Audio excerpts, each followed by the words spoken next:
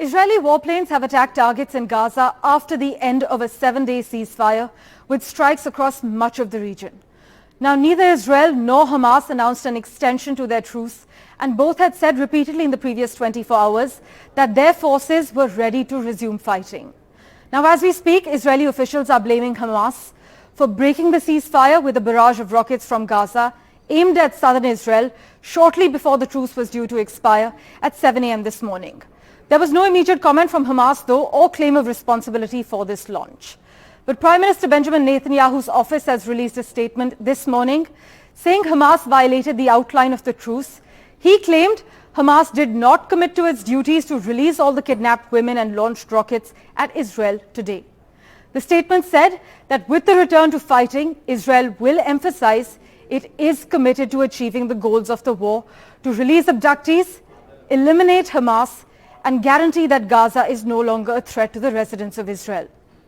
Israeli forces, by the way, have been dropping leaflets in certain areas of Khan Yunis in the south of the Gaza Strip, warning civilians to evacuate southwards towards Rafah, that borders Egypt, that was targeted by Israeli air raids just earlier this morning.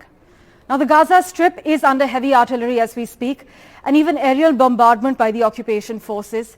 And in the coming hours, we might witness a surging increase of the number of the Israeli strikes across that territory. Netanyahu's government, though, has come under increasing pressure, however, to account for how it will protect civilians in the territory, which is currently under blockade with no way for people to escape. And just a short while ago, Israel's national security minister has said, and I quote, that the Israeli army must return to and crush Gaza with all their might.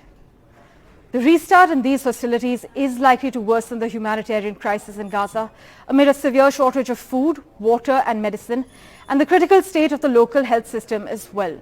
Experts, though, are arguing that it was always Israeli Prime Minister Benjamin Netanyahu's plan to restart military operations in Gaza, and whether return to all-out war can be avoided is now the crucial question.